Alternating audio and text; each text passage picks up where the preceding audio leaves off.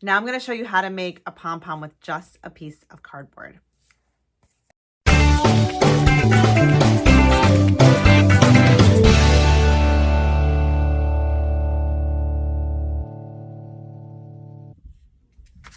Okay, to make a pom-pom with just a piece of cardboard, you will take your yarn and you're going to wrap the yarn around the cardboard. I like to do it around 100 times.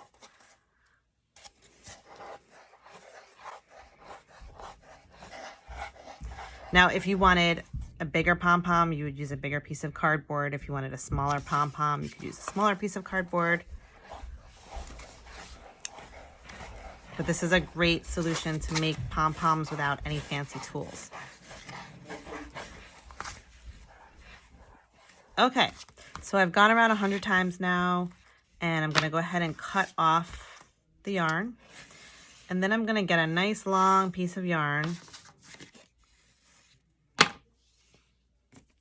and I'm gonna tuck that yarn under, I'm gonna tuck this piece of yarn under the yarn that we've wrapped.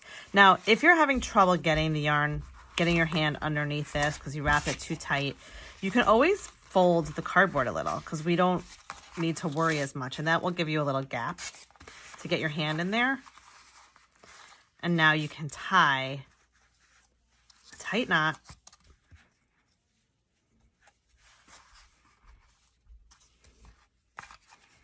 and pull, and then you're going to flip to the other side, and right in the middle you're going to cut.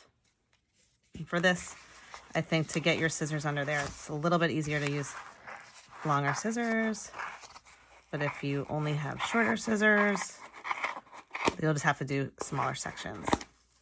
Okay, so now you have something that looks like this, looks like a big bow. But this, in fact, is going to become a pom-pom, but we're going to have to do a lot of trimming. So you can see it's almost like a mop. And now we're just going to start cutting.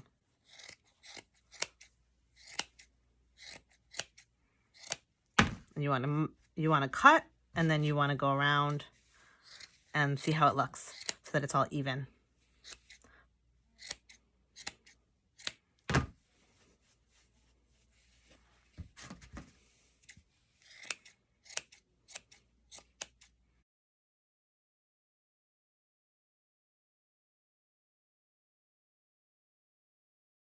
Now I find when you use the cardboard method that you do waste a lot more yarn. You can see this big pile.